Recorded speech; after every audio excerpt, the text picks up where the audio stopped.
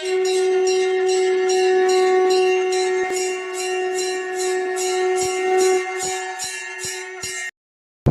ஸ்ரீ குருப்யோ நம.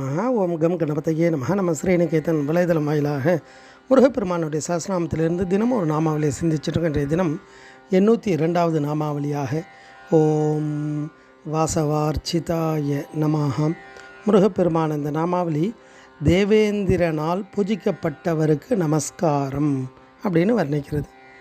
தேவேந்திரன் இந்திர பதவி பெற்றது, அந்த இந்திர ஸ்தானத்துக்கான பலத்தை அடைவது எல்லாமே பரம்பொருளான குமார பரமேஸ்வரனால் அவருக்கு கிடைக்கிறது.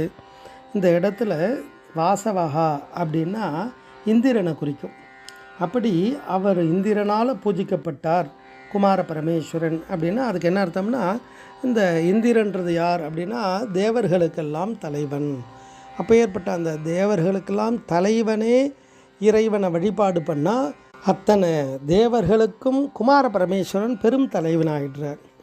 இந்த இடத்துல பூஜை பண்ணார் அப்படின்னா அந்த முருகப்பெருமானுடைய பாலலீலைகளில் குமார பரமேஸ்வரன் என்ன பண்ணுறார், ஒரு சிறுவனாக இருந்து இந்த அண்டங்களை எடுத்து அந்த அண்டத்தோடு பந்து மாதிரி விளையாடுறார். மலைகளை எல்லாம் நம்ம பந்து விளையாடுற மாதிரி விளையாடின்னு இருக்கார். அதை பார்த்தோன்னே தேவேந்திரனுக்கு கோவம் வந்தது. யார் இந்த குழந்தை, ஏன் இப்படிலாம் பண்ணுறான் அப்படின்ட்டு யுத்தத்துக்கு வர அறியாமையால். அப்போ எல்லா தேவர்களும் முருகப்பெருமானால் தண்டிக்கப்படுறா. அப்போ பிரகஸ்பதி வரார். அப்போ ஏன் இந்த தேவர்களுக்கெல்லாம் இது மாதிரி கஷ்டங்கள் வந்தது, இந்திரனே இப்படி இருக்கானே அப்படின்ட்டு பார்த்துட்டா இங்கே வந்திருக்கிறது யார் அப்படின்றத பார்க்குறார். வந்தது குமார பரமேஸ்வரன், சிவனே குமாரனாக வந்திருக்காருன்றதை உணர்ந்து அவளுக்கு உணர்த்துற. அதனால தான் குரு அருள் இருந்தால்தான் திருவுருள் சித்திக்கும்னு சொல்லுவா இல்லையா. அப்போ தேவ குரு இவாளுக்கெல்லாம் வழிகாட்டியாக இருக்கா.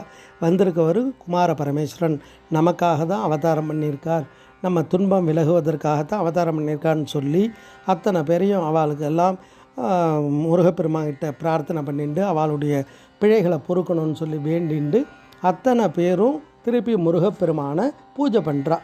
அப்படி இந்திரனால் பூஜிக்கப்பட்டு அவருக்கு தக்க சமயத்தில் நான் யுத்தம் செய்து அசுரனை அழிக்கிறேன் அப்படின்னு சொல்லி சுவாமி வரம் கொடுக்குறார் குமார பரமேஸ்வரன். அப்படி தேவேந்திரனால் பூஜிக்கப்படுறார். சொல்ல அதே மாதிரி சூரபத்மங்கிட்டேருந்து இவாளுக்கெல்லாம் விடுதலை வாங்கி கொடுத்து அதே அமராவதியில் ஆட்சியை உருவாக்குறார்.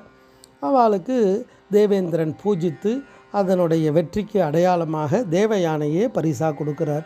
அப்போ ஏற்பட்ட அந்த தேவயானை மகாவிஷ்ணுவுடைய புத்திரியாக இருக்கக்கூடியவர் தான். அதை தேவயானையை அவர் அந்த வெற்றியினுடைய அடையாளமாக ஏற்றுக்கொள்கிறார். அப்படி தேவேந்திரனால் பூஜிக்கப்பட்டு தேவேந்திரனால் வழிபாடு செய்யக்கூடியவர் குமார பரமேஸ்வரன். அதை தான் அந்த நாமாவளி தத்துவார்த்தமாக வர்ணிக்கிறது.